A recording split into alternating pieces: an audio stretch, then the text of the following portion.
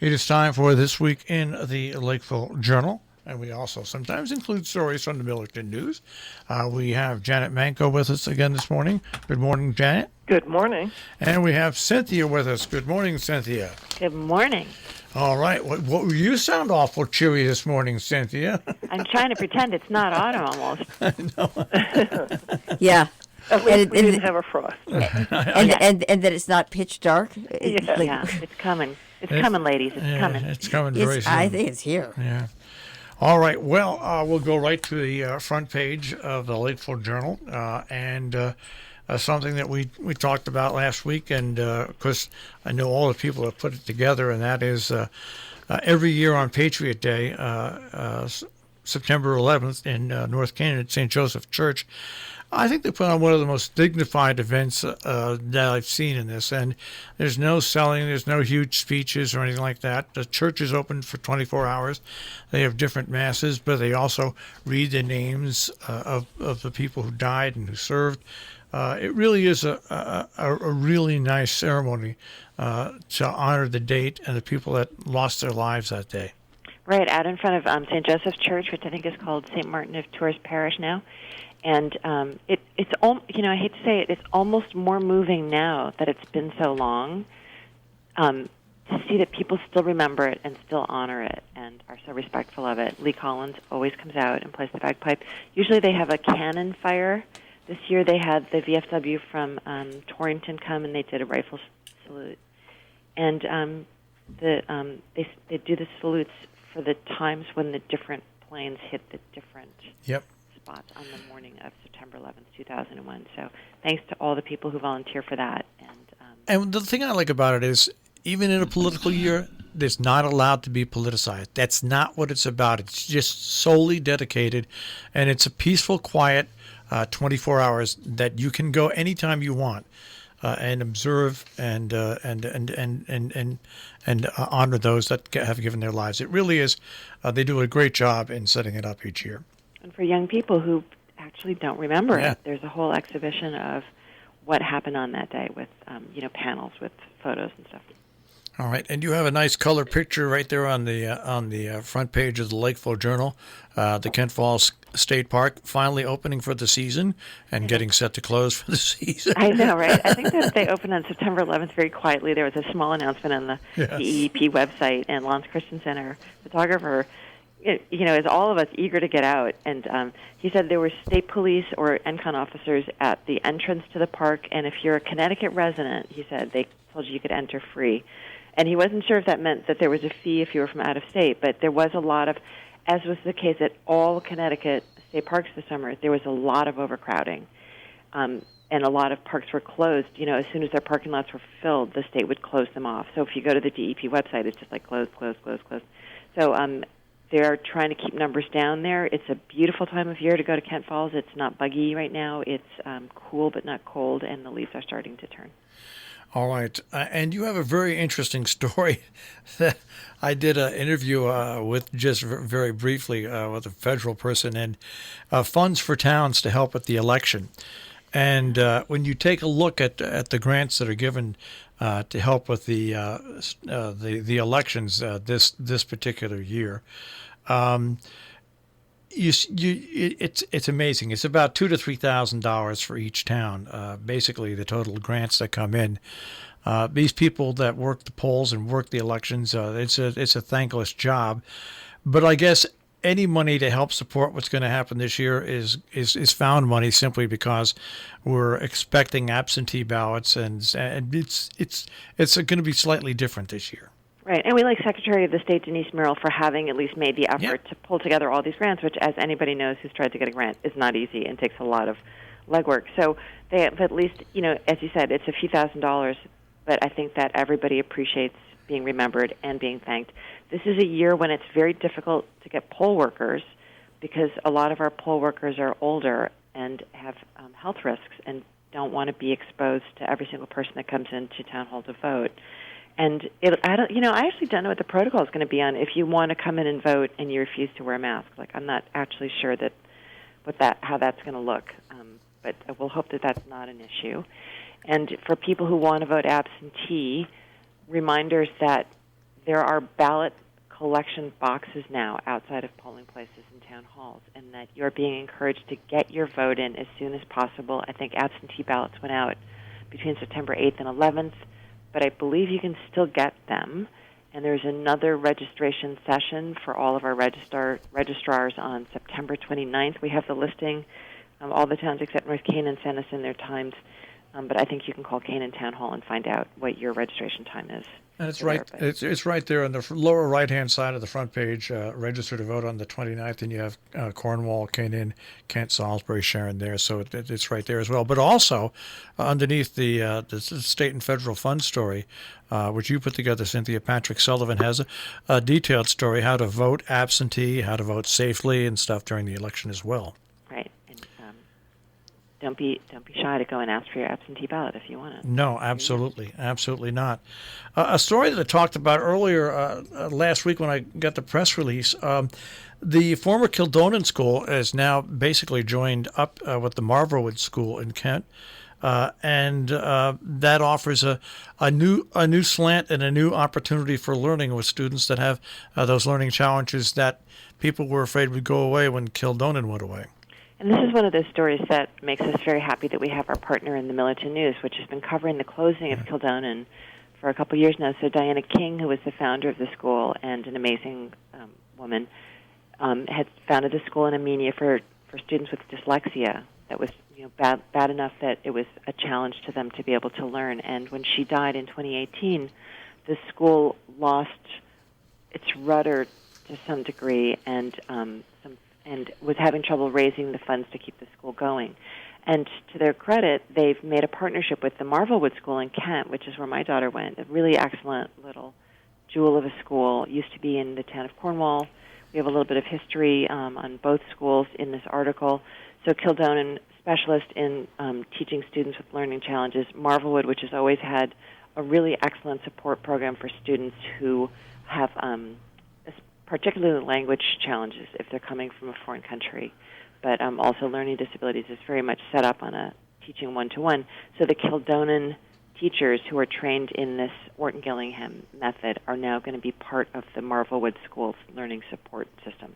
So really a great combination of educational opportunities for our kids. And Patrick Sullivan has an interesting story that, once again, I go back to the quote, all elections have consequences that Barack Obama talked about, but other people have talked about for years.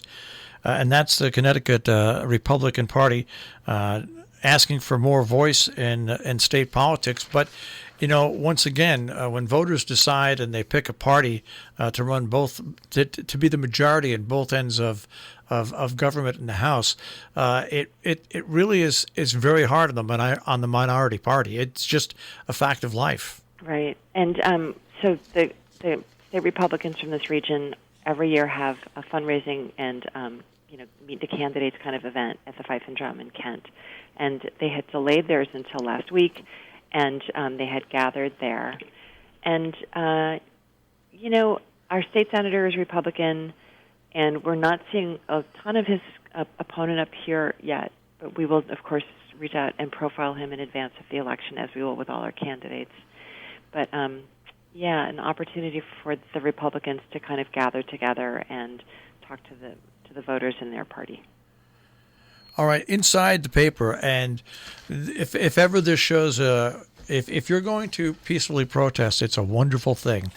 But if you're part of a violent protest, which includes rioting, between people out there with cameras and between tweeting and Facebook and TikTok, guess what? A Cornwall woman was arrested in New York City because she was identified in videos that were put up on Twitter by the New York Police Department as being part of a gang that broke windows and vandalized stores. I guess they've been doing it for a few years too. And when they arrested her, the New York Post was covering this extensively and really was focusing on this young woman whose name is Clara Kraber, whose family has a house in Cornwall, and who also lives in Manhattan. And she and a bunch of her friends had been doing these very aggressive sort of Black Lives Matter, 1%, Occupy Wall Street, kind of protests, and had done a lot of property damage in Manhattan. So we felt it was worth mentioning because she had been in support of of an event in Cornwall Bridge that was very well attended, the Black Lives Matter, and we felt it was important to note there was no property damage. It was a very peaceful, actually a really lovely outing in support of Black lives.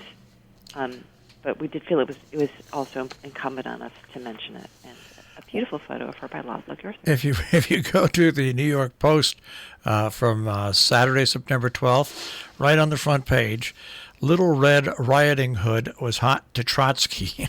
Yeah, they have a lot of her notes, and they're pretty, pretty aggressively sort of take back the Upper East Side. And they were sort of commenting on the fact that this is a girl with an Upper East Side apartment and affluent parents. Yeah, They were sort of looking to occupy. It was interesting too because of course we're seeing such an influx of people here in Connecticut from New York, and their thing was there's all these empty apartments now from white flight, so we're going to seize those apartments and give them to people of less means, and we're going to defend them with whatever means possible, which apparently included throwing rocks and bottles at police. All right. I want to move on to the DM Hunt Library. We are so lucky. All the libraries around here are so comfortable and warm. But you've got a great picture of the DM Hunt Library, and it's the title by the story is "A Safe Haven for Remote Work." Yeah, it's a very cozy library, as all of our libraries are, and they've just added in these really plush, nice leather chairs. And we also have an article coming up next week about their new art show, which is opening on the 25th, and that includes work by people that we consider national treasures here, Robert Andrew Parker, Sam Posey, and Robert Cronin. So we'll have a nice photo for that next week.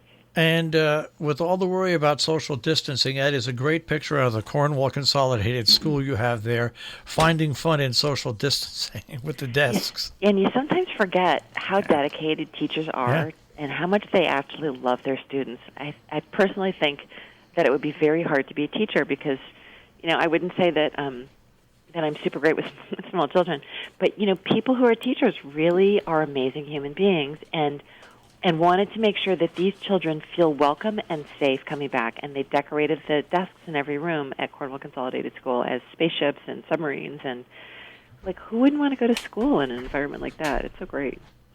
And right next door to that, the Swift House was discussed by the Kent Board of Selectmen. This is always a problem in our towns is when there's town-owned buildings, as Marshall Miles knows, it's expensive to do maintenance on them, and there's a lot of demands on the taxpayer dollars. So they have this building, the Swift House, and they really need to do some work to lock it in and protect it. Well, what the interesting thing about that is when the town paid off this building, the rent we pay here goes into a fund, and that fund anywhere is $20,000 to $40,000, but it's to keep the town-owned building in great shape. And our rent pays for that over the course of a year, 2 years, 3 years, 4 years, 5 years. So that's why I was very interested in taking a look at that story. Yeah, where there's rodents are living. And once the animals start to get into the building, it's like as everybody talks about here, whenever they're talking, especially about the schools, deferred maintenance is not a good thing. It's better to to bite the bullet and pay that extra amount that seems like a lot in the moment and not kick it down the street, because once you let the building unravel a little bit, it just gets harder and harder to bring it back. Well, this building was only empty for about a year and a half when we came into it, and we had to do mold remediation. We had to totally had to do the floors over. There was a lot we had to do over to move in here, and that was only just after about a year, maybe a year and 2 months of it being empty. So you're right. Once the slide starts, it really accelerates. Now, speaking about accelerates, I rode by the transfer station the other day and said, geez, I wonder when they're going to get that open. I hope it's before the snow flies. And you've got a story now that mid-October now is the opening date, and I actually looked at the Board of Selectmen and the transfer station committee meeting, so it's now set for mid-October. Yeah, and nothing, of course, is set because it was set for spring and then it was set for summer. But, it just goes to show, anybody who's ever done a building project, their stuff just happens, and it takes a little longer than you think. And apparently two of the things that are slowing them down right now are getting electricity and Comcast. And, if you've ever sat around waiting for the cable guy, you know. So there it is. So set for mid-October, but Brian Bartram, the transfer station manager, has not made the signs yet. So he will put up signs at the transfer station when they have the actual date, and we will all begin the orderly transfer of our habits over to the new station at the Milledgeville border. All right. And I just want to point out to everybody the ad on here, because we're getting so many letters from people saying, there's construction going on Route 44 and 41 in Salisbury. What's going on there? And it's like, well, it's been going on all summer. And as we said before, they're fixing the water mains, and then they're going to repave, and there have been some problems. They've had to start over. But so there is an ad here saying that there's going to be work on the water mains in North Canaan. I think that we should all hold on to the sheet and remember that it takes a long time. They're estimating it will go to October 6th. I'm going to just boldly say I bet it takes a little longer. You got underneath the obituaries, a smaller sports season possible for Region 1. That's just such a big question. The state and the CIAC have gone back and forth about football, and finally football has been canceled for right now. But it's a question mark for students that go to school. They love to participate in extracurricular activities. They love to participate in sports. And this is just one thing that, once again, there's so many different questions are up in the air. Right, and for people like you and I who have been here watching this for a really long time, there's a fascinating ebb and flow about sports in this region. So Jack Mahoney, the late great principal of the high school, his thing was not everybody in a public school is coming for the academics. There's a lot of them that are coming for other things, and one of those things they're coming for is sports. And so that's the reason why Hoosey always traditionally has had a full range of sports offered, even if it doesn't mean that they're going to have championship teams. The football team has been getting smaller and smaller over the years. First they co-opted with one school, now they're co-oping with 3 schools. They usually start practice in August. There were no practices, obviously, this year, and so it didn't seem like, it was like this. The decision this year not to have football is not stopping Hoosey from having a state championship. Let's just say that. But it is important to the students, and it's an incentive to come to class and to be on campus, just as the music program is. The music program, I think, will continue to be strong. We'll just sort of see how that goes as the year continues on, whether they're able to be rehearsing in close quarters and stand on risers side by side. That will all be that will all evolve as it needs to in the coming months. I want to go on to the editorial page and the opinion pages. Janet, first of all, welcome back, Janet. Thank you. Sorry for your incredible loss. Your editorial, school is open with a definite difference. I'm just really proud the way Region 1 has been handling this stuff. Really, we were talking about teachers and how hard they work and how much they give to their students, and that's what's been reflected in the past week and a half as far as Region 1 opening. It's a challenging year because of COVID-19. Plus, the student population at each school is larger. It really is a difficult time, and yet things really went pretty smoothly considering. Each school will look at how every system is working, we know, and modify where they must. But we talk about what these challenges have been and how they faced them, and they've just done a great job, and we wish them a good and healthy school year. Now, you have lots of letters. And sure do. Well, Falls Village. On a topic that... Falls Village, the housing. But you know what I'm interested in and looking at all the letters on the housing. They're all fact-based, and they deal with issues and not really personalities most of the time. But this is obviously a big topic for Falls Village. It's a big topic for Falls Village. And I talk to every one of our letter writers, and what they say in Falls Village is that it's very helpful to have this space on our pages to discuss this topic because of COVID-19 and how difficult it is for people to get together and really have a good discussion about it in person.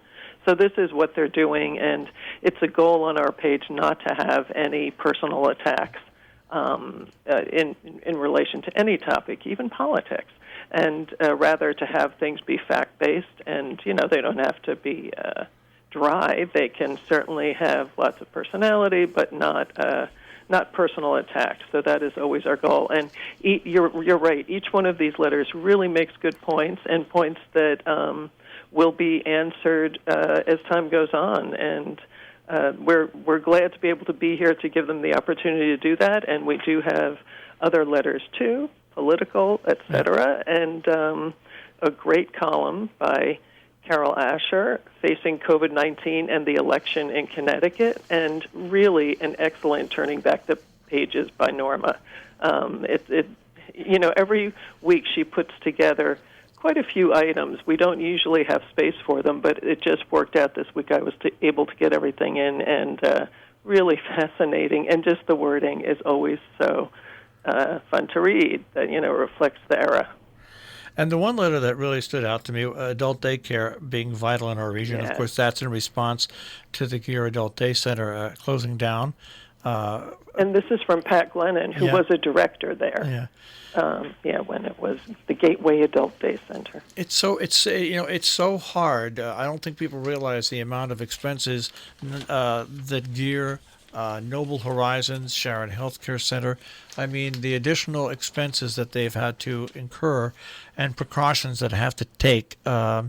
It's just a real rough time for everybody. For everybody, and not getting better anytime soon. And for that adult day center to close at this time, when those families who can go back to work, or whatever else they need to do during the day, and they know their loved ones were cared for there, that's a big gap. And it's not one that is easily taken over by any agency in any of the states in our area, Massachusetts, New York, and Connecticut. And what's interesting, and a lot of people forget, yes, it's great for the people, for the senior citizens that go there, but it also, for a lot of caregivers, was a break for caregivers. Yes, which is so necessary. Which is just unbelievably necessary. I mean, I remember myself, my last 7 years of my mother's life, I was basically the local caregiver, and when Salisbury Visiting Nurse and these other programs came along, it gave me a very, very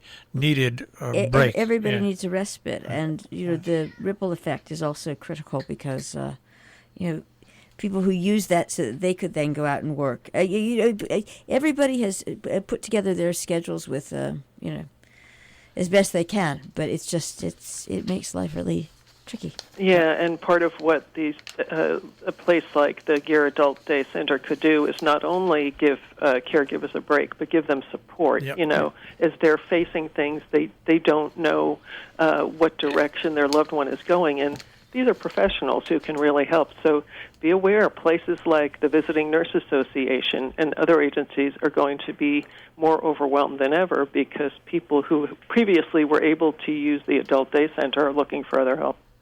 All right, and we have about a minute and a half, 2 minutes left for a pretty full compass, actually, seeing as we're in the middle of a pandemic. Yeah, there's a lot of stuff going on, actually. And so one thing that I always like to do at this time of year is eat apples. And so there are excellent apple orchards and places to go to pick and buy apples around here, including Windy Hill in Great Barrington and Ellsworth and Sharon. But I love to go up to the Montgomery Place orchards in Red Hook, and they have an incredible selection of antique apples that are ripening at different times. So go to their website and see what they've got. But we've also got a listing of other really good orchards. I mean, there's no such thing as a bad orchard, and places to go pick your own, and places where you can buy them by the bushel. So delicious, so good for you. And then as we're talking about Black Lives Matter, I think that we all do want to support and understand such a big portion of our community, and the Houstonic Heritage area is doing these readings. It's called a read-in. They're on YouTube, and it's actors and actresses reading sections of the book by W.E.B. Du Bois called Black Reconstruction in America. W.B. Du Bois, of course, is from Great Barrington, and there's a lot of history walks and tours up there of important sites in his life. But how easy to just go on Zoom and listen to these professionals do a beautiful job of reading, and then have scholars explain to you what the meaning of these passages are and why it's relevant to our lives. And then we've got Maxine Petro, beloved Amenia resident. Her gardens and her koi ponds often featured in the paper and on garden tours, and she'll be doing a Zoom talk with the Sharon Library as part of their non-book signing, but there's Zoom events that are fundraisers for the library. And she is James Patterson's writing partner and has written with him many bestsellers in the Women's Murder Club series, and a fascinating, really lovely, fun person, and that will be a fun book talk to listen to. And, of course, this weekend, the Sharon Playhouse has their patio concerts beginning on Saturday and another fundraiser for the Movie House on Sunday. That's right. I'm going to both. Yeah, Nicholas Ward on Saturday, star of Broadway, he was Mufasa in The Lion King, and he was the king in Frozen on Broadway, and apparently a really fantastic performer and fun to see. And he was at the Big River at the Sharon Playhouse, I think, a year or two ago as well. He was in Big River, that's right. And then on Sunday is the fundraiser for the movie house, The Big Short, with the screenwriter there as well. So Charles Randolph, fascinating guy, one of my favorite all-time movies. Yeah. All right, well, that's going to wrap it up. TricornerNews.com, Lakeville Journal, Millerton News, and we'll speak to you guys next week. Thank you so much. Thanks. Thank you. That is the Lakeville Journal right here on Robin Hood Radio. TricornerNews.com, once again, on the web.